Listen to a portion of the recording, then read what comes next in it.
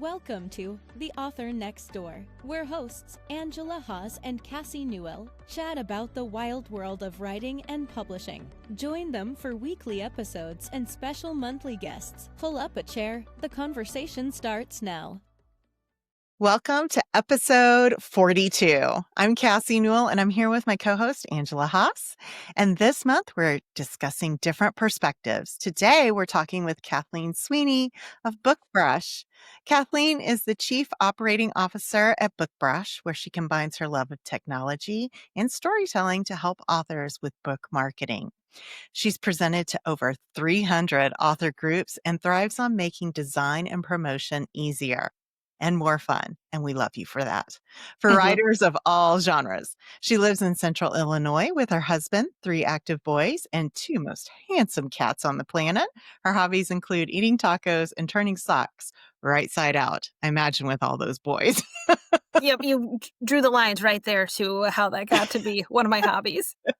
Welcome to the show. And I'm so excited to have you here, Kathleen. Welcome. It's great to Thank have you for being here. Thanks for having me, guys. Yeah. So you've spoken with hundreds of author groups. What shifts have you noticed in the industry, especially with the rise of social media and marketing, are you encountering right now? You know, it's been a wild ride here, I think. One of the biggest shifts is how much more direct the connection is between authors and readers. So we started BookBrush in 2019, and I've seen lots of things kind of shifting. And so there's so much more just back and forth with social media, even than there was just like 6 years ago. Doesn't that seem funny? You know, authors don't have to wait on But their it publisher. has. Yeah. Drastically. Yeah. So I think maybe the biggest shift is, or one of the shifts is just authors can go ahead and build their own relationships themselves day by day and work at it and not just wait for a publisher or some big overarching thing to come in and do it for them. Right. And BookBrush itself, when we talk about making it easier for those that aren't attuned to Photoshop or Canva or things like that, you have a lot of creative tools within BookBrush that make things so much easier. So I wonder if you could talk a little bit about BookBrush and just what it offers for authors in general, real quick, in case Real quick. people It's don't good you know. mentioned the real quick because I'll be here all day with our amenities. So just a little history. We started in 2019 with a really basic do-it-yourself platform for authors to create just their own little marketing graphics. And that has grown so much. The do-it-yourself thing didn't go anywhere. We hit 100,000 users last year on that platform, and they can create graphics for all the different social media platforms, plus things like book trailers, swag items, all that authory stuff. I feel like I hear more times than not, they call us BookBrush Canva for authors. Instead of, Canva's for everybody. But we have all these authory things. So every time you turn around, it's something like, oh, that'd be great. And I could use that in my author business. So there's all of that. And then we've developed services along the way because guess what? Authors find they like writing. They don't like all that other stuff. So then they come in and they say, can you just do it for me? And we're like, well, we have a service for that. Yeah, I was really in love with the mock-ups because I kept seeing them, but I had no idea like how to do it. And BookBrush makes it so easy. Like just to like get a mock-up, you can create it in like 30 seconds almost, download it, and then you have a social media post. And I think that's something that authors who, especially those just starting out or are trying to elevate their marketing, it doesn't have to be too complicated. You don't have to have Photoshop skills. I don't know how to use Photoshop. You don't even have to have a design eye. I think it does it for you. But isn't that part of what your mission was, to just make it easy for people who are just like, I can't do this? Absolutely. And especially for all those self-published folks, we have a lot of traditionally published people who use BookBrush too, but in the indie space, it's easier and easier to publish as an indie author, but then there's all that marketing that you're dreading. And so we wanted it to be a really easy platform, no Photoshop skills, nothing of that. And also when you mentioned the mock-ups, I think some people thought people were doing this whole photo shoot like in their kitchen with like all those things and getting their nails painted and getting it ready. No, you just do it all with drop your cover in and it magically becomes an image. So we wanted to make that part super easy for folks. Right. I love that. I've been using BookBrush for years, and I am a Photoshop person. Like I can do it all, but I just find the ease of use specifically for ads. Like I can do an ad so fast. I love that aspect too, and banners. So I find it really helpful, and I love doing sets too and BookBrush because you can add all of your series in one thing with the spines, and you get the box set so fast. Photoshop, that would take me at least 10 to 20 minutes. So I Think just what find else it you can do with that time. Now you can just whip yeah, that together and go exactly. do something else. Exactly. I was just going to ask, since we're talking about perspectives this month, I'm just curious from your own journey with BookBrush, what's a perspective shift you've experienced personally in how you approach working with authors? Has there been a shift or a change from 2019 to today in how you work with authors? I think the biggest shift is now so many of them are my friends, because we started I out and love it. I'm a lifelong reader. So this is like the perfect natural fit of being in the author space without being an author. So I get to hang out with authors and talk to them. And, like I have a webinar coming up this Saturday. It's in Florida. I'm in Illinois. I'll just go to Florida for an hour, come back. But authors that I know that will be there have emailed and said, can't wait to see you. So that's just like a perspective shift. Well, plus, we had courtesy of COVID in there. We had a lot more people getting on Zoom. And so I can go anywhere on a Saturday morning for an hour and do that. So I think for me, just that shift of like, I always thought authors were cool, but they're also my friends has been really neat. I love that. I love Tell us a little bit about your journey, though. I mean, I feel like BookBrush is now sort of an empire. I mean, that's what I'm telling people. But how did you start? What can you share about the journey and how you started? I feel like a couple things. One is you just have to change, and this could be for anything from I can't to I can, like in your mind, right. like, okay, I Yeah. can do that. Um, and also just taking it slow. But I will say for this business, as after we got started, the authors told us where to go. Like we didn't have a cover creator. We were just making graphics. And then the author said, we'd like to do covers in there. We're like, well, that wouldn't be that hard. So then we added the cover creator. Then the author said, sometimes we don't want to do our own covers. So we added custom covers. For example, Angela has done custom Mhm. covers with us. And then we have all these really great templates for social media graphics. Fine. A lot of people use those. But then we had some authors say, I just want to write. I know I need a social media presence, but I don't want to do that. And I don't have time. And so we have full service social media where we literally take the reins, create the graphics, learn your brand, and post 6 days a week for you. That's not for everybody, but all those things kind of combine when we find out what the authors need. Somebody just emailed in the help desk and said, could you add rosettes in there? That's on my list. I didn't think about rosettes. So that might be coming, like for some little decorative piece. We didn't have them. So I would say you just have to keep going and building and learn from what's around you is kind of part of it, not just your own ideas. I Right. love that. Were you always in an industry like this, or what? Where were you So before this is the BookBrush? funniest thing. This is the whole more than you ever wanted to know. We want to know it, all of Okay. it. So the co-founder of BookBrush and I worked together, started working together back in 1998, which is really interesting because, I'm only 30, right? So I've been working since, Obviously. but, and we worked at a consumer credit counseling place. And then I know, followed each other to other jobs. We both did insurance subrogation. Like I went there, he went there. And, then he decided to start in the Christian niche and build these Christian websites with email marketing. And that went really great. And so that's called Telling Ministries. You can look that up. They own 5 different Christian websites. Did another really cool thing called Sermon Shots that I helped launch too. And then he decided, you know what? Let's get in the author space. We learned a lot from doing that. And so once he built something in the author space, he knew since I won the reading contest in first grade, he's like, you should come work with authors. And so I came over, and mainly just because I knew Josh from the beginning for a really long time. So there's what you really never knew behind the Wow. scenes. Wow. Consumer credit counseling. I needed them after college, like people do. But, Yeah. it was the 90s. They were handing out credit cards in our dorms. And we're like, okay, We But they still faked do our it. yeah, yeah. We faked our income, and I had, like, a $5,000 Discover card as an 18-year-old, and I was like, "Woo! Yeah!" I'm just like, And "Oh, remember you they mean you're" reeled you in because they'd have cute pictures on the front of the card Yeah. Yeah. and be Oh, like, I "Oh, had, you're like, a sunflower baby picture, and I was like, "I'm cool. Look at this card."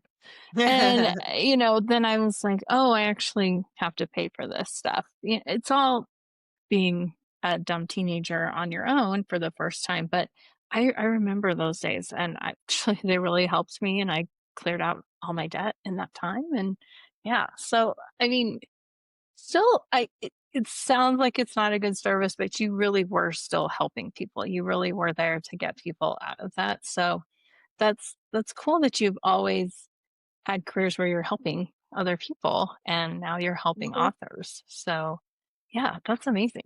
A twisty little train that we took, like not the traditional path, but it's been really fun. Totally my perspective, as we talked about in the last episode, is I was 16 and started in retail, and that's been my journey is working in a cafe and cooking hamburgers on a hot grill in the summer when I was 17, and then working my way up through that business, and then, eventually owning my own business, and that influences my writing for sure. So, and Cassie has an interesting perspective in her field of work in Yeah. in the pharmaceutical industry. Yeah. So, I think Absolutely. I think Very that's different. what makes authors and people in the author business so unique because no one I don't know very many people who just said, "Yeah, I've always wanted to be an author and I went to school and got this degree in writing and this and it was just an author path." In fact, I know very little people who took that like the writing author path. They always kind of came into it mostly during COVID. I think of COVID Yeah. birthed a lot of authors. Well, there Yeah. was time on your hands. A lot of people were home, and we had a lot of people joining BookBrush then because they had a little bit more time where they weren't running to so many events, and they dedicated a little more time to exploring their writing, and then they needed marketing graphics and some help there. And it expanded our reach for different programs that we could give because there weren't as many author groups meeting on Zoom. They all met at their library on the first Tuesday of the month until they couldn't. So, would you say that BookBrush do you have like a mission statement or a vision statement at all for your company? Because it really is a marketing. It helps so much with marketing, but it's also more than that. You have other services too. We have a mission statement. I couldn't tell you what it is. That's such a great question. We'll have to Google it when we're done. Stump Um, you. but we could talk about the services. Sure. Yeah, so we really just want to help authors in all different parts of their writing journey and in different places, different price points, all those things. So, Hmm. that full service thing might not be for everybody, but it really fills a need for some folks there. We launched a sister site this last year to give people virtual VAs. It's called Author Anchor. And Right. so that's been a really neat way for people so it's based out of Philippine VAs. We're like the matchmakers. And so we pair you up with a really great VA, and the cost is so affordable because the cost of living and the difference in that between the Philippines and the US is phenomenal. That's one way that BookBrush was really able to grow. And so we wanted to bring that to our author family too and say, hey, this was a great deal for us and we were able to grow. Let's help you guys find budget friendly help too. And then we do monthly training so they're up to speed on some authory content and things like that.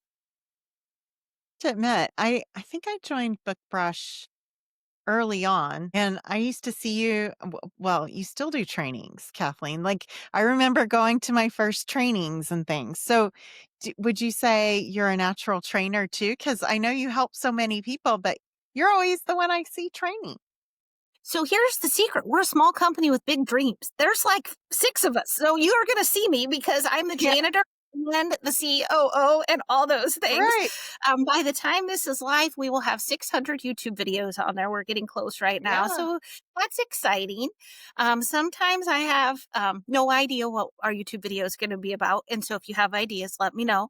But I like to just show people. We did one like at Christmas that was put a Christmas tree in the background of your image. And then on top of all the ornaments, put your books. Nobody's looks the same because there were little books on the Christmas tree. It was so cute. So just those little things. So I don't know if trainer is the right word, but I always try to be helpful on anything. I'm that mom friend that like when the new mom comes in, because my kids are older and then we had one that he's kind of young. And so all those new moms who are way young come and ask me like, okay, tell me about this. Talk to me about this. So maybe I'm just a natural helper. I don't know. Well, I think for a lot of authors, marketing is very overwhelming, right? And so it's also shifting your mindset that versus I'm not creative enough or I can't do this to here is a software and a company that has the ability to help me, cultivate those things. So I'm not so alone because I love the mock-ups too, because you can click so many and then go, and this is my book and it's done. And it's like 50 images in one thing. I love that. You can also do the quick mock-ups on ads too. So I Well, love the whole ad piece as and well. hopefully you're exploring while you're in there the Instant Mockups 2.0. Try Yeah, that. The bulk editing. So I talk a lot about author branding and making sure you stay on brand and stuff. So you can click primary font, change it to your primary font, whatever, the genre specific font that you use, and it changes it on all those graphics right. in that bundle that you've selected. Hello, that's instant branding. So That's that's and instant. a Yeah. shortcut. Yep. Yep. I love that. So when you're thinking about marketing, is there one thing that you wish authors thought about in terms of marketing at this point with everything you've seen? Is there any like marketing aspect do you think that they're missing? Was really thinking I made some notes about what I wanted to share, but really my biggest was going from I can't to I can. So give yourselves permission to try things out there. Yeah. You don't know until you put something out and see if it works. So I don't want people to hold themselves back. Yeah. I had a really interesting conversation with a friend of mine where it was like, oh, this isn't working anymore in this particular platform. So I switched to this platform and all of a sudden it's grown or, everything ebbs and flows. I mean, I'm not finding the reach I used to find in TikTok that I'm now finding in Instagram, but I still do both. I mean, it just kind of ebbs and flows, right? And I think the same thing with ads. Like sometimes Amazon's hitting really well and then other times it's not. So I think things just change. Well, and dip into all those different ones because something you create for TikTok could do really well on Instagram Reels. And depending how you schedule things, it could still be one schedule that goes out and gets on both Right. of those platforms. And there's different demographics that gravitate towards different platforms. And so you might miss somebody who's like, I'm not getting on TikTok. They might love your content if it appears on Instagram. So I would say, like you're saying, it ebbs and flows, but if you're constantly there, because it's a long game, so I wouldn't just stop the posting. Try the new spot too, but keep them going. I love that. It is a long game. And that's what I think a lot of people forget. Like they want to get on and have an instant following of 5,000 or more. And I'm like, oh my gosh, it took me like 2 years to get there. Like Yeah, and you it can't be takes like, a well, long I've time. posted on social media last week. I'm good. Yeah. What? No, it doesn't No. quite work like that. And it also depends on when you started because I started at the hot time of TikTok and my other account is huge versus my current account for launching a pen name. So I think you just have to also be realistic too. It's also the great American novel. Oh, I'm going to publish this novel and I'm going to be so wealthy and everybody's going to love it. Doesn't quite work like that typically. You notice that too? Yeah. Yeah. Yeah. I've noticed it since 2016 when I started publishing. So, yeah, absolutely. Well, Cassie is so good at marketing and she's always posting videos and I'm the opposite in that I don't want to post videos of myself. Because I don't know I'm not spontaneous enough to know what should I say right now? And I don't know even know I need a content planner for video topics because it's so beyond me, but I just so self-conscious right now. I just don't my face in videos. And so if you don't want to do that, you have to work a lot harder, because Mhm. I just don't feel creative with the videos. I can come up with all kinds of stagnant posts, but it's really reels and stories that are stop people. It used to be you could just post, but now we're so visual and we need audio and we need everything to get us to stop doom scrolling. That's just not something that is natural for me, you You know? know, some things that do okay on TikTok, though, and Instagram too, are book excerpts. So if you have your audiobook and you take a snippet of the audiobook and then have video and the text going across. I like the text and the audio because so many people are listening where they're maybe at work or not supposed to have the audio, so they just have to read. But if you have the audio too, a lot of people are shopping for their audiobooks on there. And so, like, if you like what you hear is what you get. And so they hear that voice to do well, and you don't have to be in there. Yeah, Um, that's a good I have idea. one author, we cloned his voice, and so we just do all the readings for him, and he doesn't have to do it. I pick the excerpts and does it. So there's also that. Maybe have your I voice love cloned. that. That would be That's cool. great. I'd be okay with that. But that brings me to another topic that is so polarizing, and that is using AI. Because now people are down on Canva because Canva uses AI for videos and things like that. I mean, I don't feel like you can completely get away from AI. But I know for sure what I liked about your book cover services is that you don't use AI, and Correct. you have a designer who's going to use stock photos and things like that. But there's no AI, and that made me feel a lot better because I think even for book covers, people are saying AI is risky. We believe that too. It may change down the road, but we just do photo manipulation. So, behind the scenes fun fact, we built BookBrush where it's really easy to design your own covers. But when we do custom covers, we use Photoshop because I think you'll be able to, have a design. And that's what you're paying for is a design eye there. If it's a budget friendly option to design your own in BookBrush, then that's fine. But either way, you're not going to find AI unless you're designing your own and you brought the image in that you wanted to.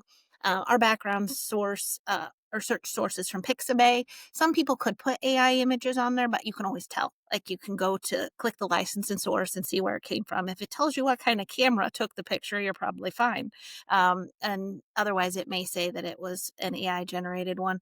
But you're right. Every time you turn around, there's some questions and things about AI and how it fits into the author space for sure.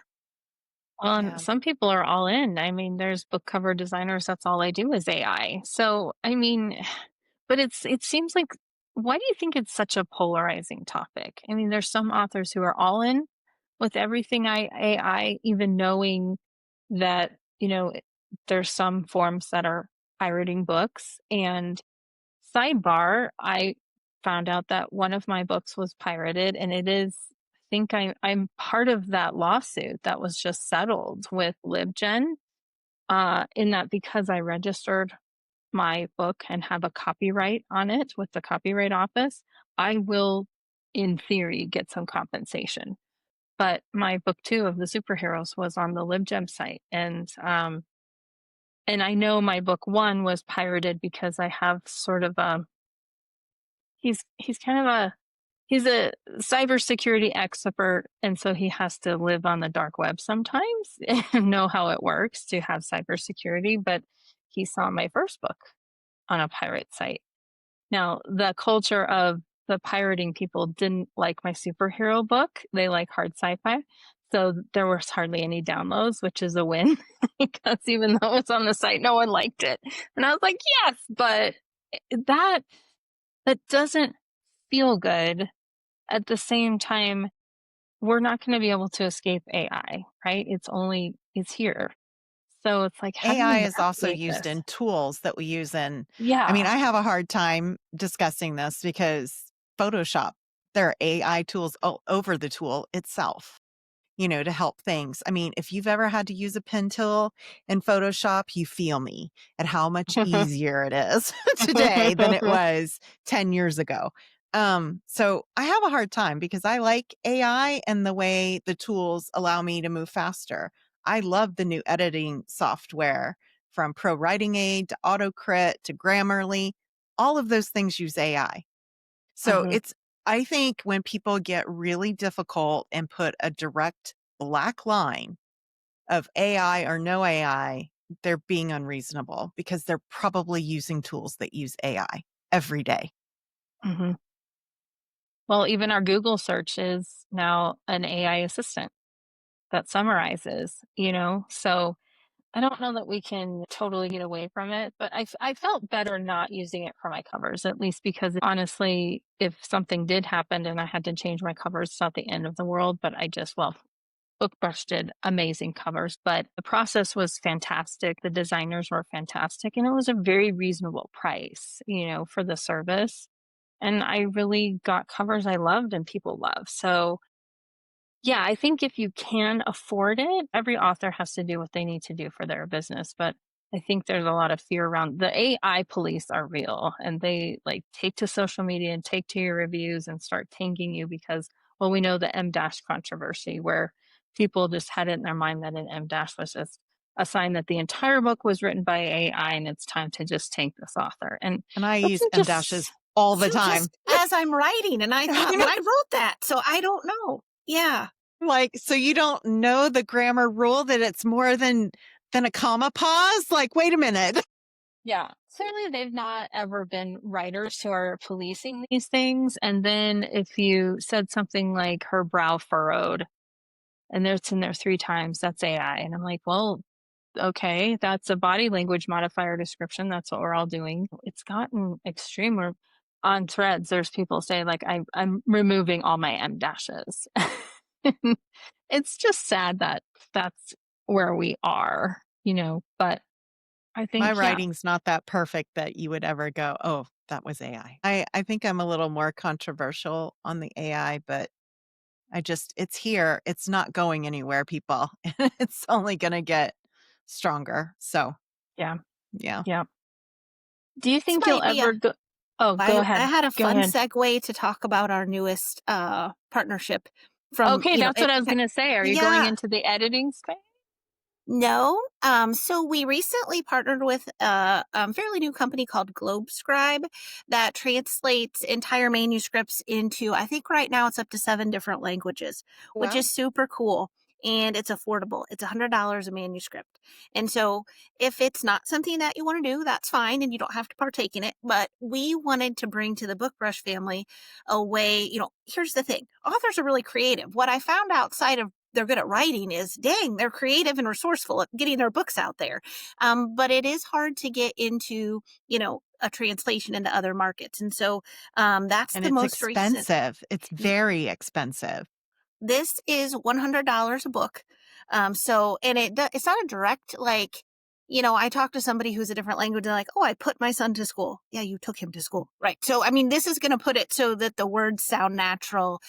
So it's not always exactly word for word, but really good results. We did a lot of testing and things like that, and we felt good about it. So that's with our newest partnership. And the cool thing is, there's a bulk discount, like if you do 4 translations. But here's what I would say. We talked about like one book in 4 different languages. Okay, fine. The thing I think is really smart is take a series of 4 books and put that all into one language. So then if somebody in German likes book 1, guess what they have? Books 2, 3, and 4 right there for them. And you can use BookBrush to make your German covers because you've got the art and then you could just put the title on in German. And so that's where I think it could be a really affordable option for authors who want to try it and want to do it. Wow, that's great. That's so exciting because I've looked into translations and I was just like, it's so expensive, and to leap off to know whether or not it will sell in those countries too after you do the translations. It's a huge investment. I almost feel like it's more daunting than audiobooks. I've been doing audiobooks all year. So it's a huge investment. So that's really exciting. I will be checking that out. So what I believe people are saying is German's probably the sexiest. So if that fits for you, that would be the language to go for first. All right. Wow. Okay. So, but do you think you'd ever get into like a Pro Writing Aid-ish sort of manuscript story planning, or is it just going to pretty much stay visual, social media marketing For the book space. brush side of things, I always say we're the people on the outside of the book. There's plenty of other services who do the inside. So we're True. not doing the translation. We just partnered. So there's a book brush discount with them if you are a book brush member, but it's completely optional. So if you're still like on the Mhm. fence on AI, then that's not for you, and that's okay. You can still just be in our book brush family and do all your English book brushing. That'll be fine. But you can go over there and try that. But I don't see us doing more inside of the book things because there's plenty of other people that do that. If I could pick one really cool thing we could somehow do are those sprayed edges, but we don't really do anything printed, so we wouldn't be able to do that either. But they look really cool. Right. Yeah. Yeah. Yeah. On my wish Yeah. list someday, but there's other people Right. who have physical books. Yeah. So I want to circle back to author anchor a little bit because this was something I was like, wow, I did like an exploratory call a long time ago when it first came out. But I love that it's someone there that's pairing you with the right person based on your needs.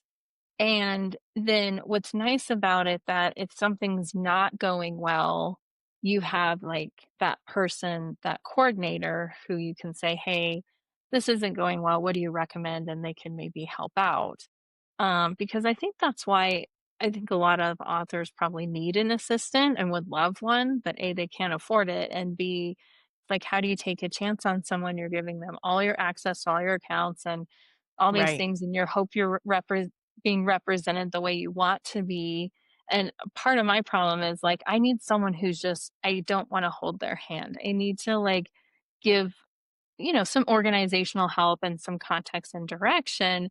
They just need to be able to do it. And I need to trust that it's not that you don't ever check in, but that's one thing that I'm not having to funnel to my assistant all the time when I could just then be doing it myself. So, yeah, I don't know if you can like speak to that and give a little bit more Sure, information I would about say that. these days a couple of my favorite people in the world are in the Philippines. Like I was just some great folks over there, and they're funny. We joke, so the language barrier isn't there. The written communication is fab, and so we train them and partner with them. And if you're kind of thinking, I want an assistant, but I wouldn't know where to start, we can also kind of give you like stepping stones to say, here's what you could pass off that first month. And it doesn't have to be a full pass the baton. Like if you wanted them to help with your email, that first however long until you're comfortable, they could just draft the replies. And then you go in, look Mhm. at those drafts, change a little bit if you want. Like, I don't like to sign my emails best. I don't know why, I just don't. So I always change that. But then I said, could you change it to warm regards? Yes, perfect. I like that. And so you'll kind of learn together. And then pretty soon you're comfortable with them doing some of those things. So a lot of it could just be the work and you get a final look over, or they could go through your inbox and summarize, here's what you missed. And you're like, oh, that's good because I did miss that. And so somebody like coming in behind you can be really helpful and take a lot of work off your plate without you totally handing everything over till you're ready. But I think Mhm. the training that we give them, because we'll train them on different kinds of authory things each month, they have a monthly training and they might come to you then and say, hey, I just learned about doing whatever this thing is. Do you want to do something like that? And they could take a project off your plate. Or the project wasn't even on your plate. And you're like, yeah, I want that project. Yeah. Yeah. That's No, great. that's really helpful because and especially because you're the graphics company, so they know all the trending graphics, where it's a trope thing with the squiggly arrows and because I needed help with variety because I was just I don't know. I don't know what to come up with. I just don't have the bandwidth for this because I want to do so many other things. And they could research other authors in your genre and see what they're doing that works well, and then go do that and create those. And at first, you could review the graphics and the captions, then they could take it and run when you're comfortable. So, all of those kind of things. Or maybe if you felt a little nervous about the access, they could just create all the graphics and you could still do the posting. And then you're not giving them access, it's kind of like a middle ground there. But yeah, I think that kind of having somebody that can do those things that you don't want to do. But when you come in and you mentioned you did that exploratory call, you talk about the projects that you want to have done, and then that's the matchmaking. So if you want social media graphics and posts, then we'll pair you with somebody who's really great at that. If you're looking for other types of author outreach or email management, maybe your website, then we'll put you with somebody with that skill set. I Yeah, love and they that. do newsletters. I mean, that's where I need help too, is just kind of drafting my newsletter every other week because I've let that completely fall by the wayside, or just growing my list. I loved that there was so many different options. It wasn't just one thing. So, yeah, so we'll put a link to Author Anchor and um, all the other links that we talked about in And chat. I Yeah. wanted to mention too about Author Anchor, there's no contract. So you're not locked in for a super long time. If you try it and you're like, we think you'll love it. But if it's not the right fit, you mentioned like you're not sure. Well, then one good thing is it's not a contract. You could try a different VA or try something else. I want you to stay forever, but you can Yeah. decide. I love that. All Awesome. right. Well, Well, this was a great conversation. Thank you so yeah. much, Kathleen. I think it's now time for table Oh, topics. yes. Got two here, but I think I'll go with, since we like talking about foods. If you were going to get fat on your favorite snack, or if you could just eat what your favorite snack forever, what would that be? Favorite Your snack foods. your favorite snack foods This forever? is probably not even a snack food, but anywhere we go, anytime, anything, I'm getting the fish tacos. I could eat them as a snack. Really? Yes, yes. So we'll put that down as one. Big fan of tater tots. So tater Yes. tots in the air fryer with this magic dust from this barbecue place that we go to on them. Yum. Old Bay works fine too, but the magic dust is probably even better. But they got to be in the air fryer. So there's that. What about you guys? I Um, love potato chips. I yeah. am so ravenous for Cape Cod potato chips. I like their jalapeno. It's like a spicy one. And then I love their salt and vinegar, and I can eat them together. Like I can put some in this bowl Oh. and some in the same bowl and mix them up. And it's just like, I don't know which one I'm going to get. And I can just eat it. That Wow. popcorn, any type of popcorn. I just love popcorn too. Yeah, I have a love affair with Yeah. Skinny Pop too. Yeah, all those, yeah, and, well, tater tots are my forever potato chips. I need that salty crunchy, but what I love, so there's this online grocery store.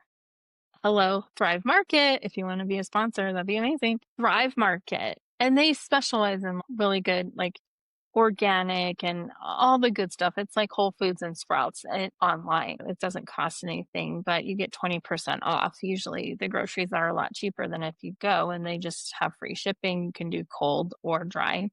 But they have these olive snack packs, and I'm Italian, so obviously I consume olives every day, all day, in all forms. But I love, when I'm trying to be healthier, I can just eat olives out of the jar, blue cheese olives, feta stuffed olives, all kinds of olives. And they have these really amazing snack packs of olives. So try Thrive Market for really good Yeah. snacks. I Yeah. love doing we do like charcuterie boards all the time. And it's so Yes. easy now that my kids are grown and flown. It's just me and my husband. So we can just have like prosciuttos and salami and our various kind of Hmm. cheeses and olives, and we are set. Like we just Yep. snack away. We're done. You know, I know.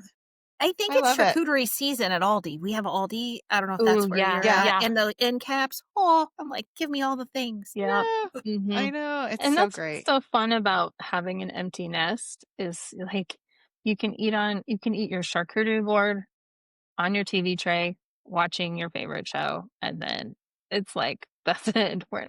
I just Or you could just go remember, straight for the ice cream like I did the yeah, other day. it's like whatever, I remember being exhausted, coming home from football practice and trying to make these elaborate meals, and I didn't enjoy that time. It I'm was still fun, and at. I'm looking forward to that God, little empty nest bit. I've got still 2 football players.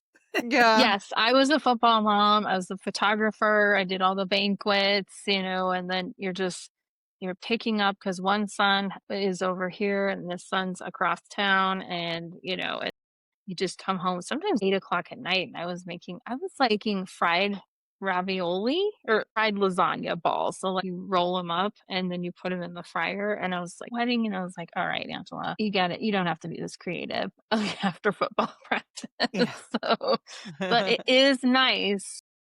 I thought I was gonna miss it. Do miss sometimes those Friday night games, just those fall games are just like so much fun. But nope, we're great. We love. You can come over I and go with love me it. at all the fall games still. Yeah. Yeah, I mean, you just enjoy it, but when it's over, you just step into that other part of your life and, just look forward to every other great thing your kids are going to do. So, yeah. Yeah, But agreed. But thank you so much, Kathleen, for joining us today. We really appreciate it. My And pleasure. yeah, absolutely. And don't forget to give us a review and a rating wherever you listen to the podcast. It really helps with visibility. And next week, we're talking with international bestseller thriller author J.D. Barker. Thanks so much. Keep writing, keep doing. Bye. bye. Thanks for joining today's episode of The Author Next Door. Be sure to like, follow, and tell us your thoughts of this week's episode. Angela and Cassie would love to hear from you.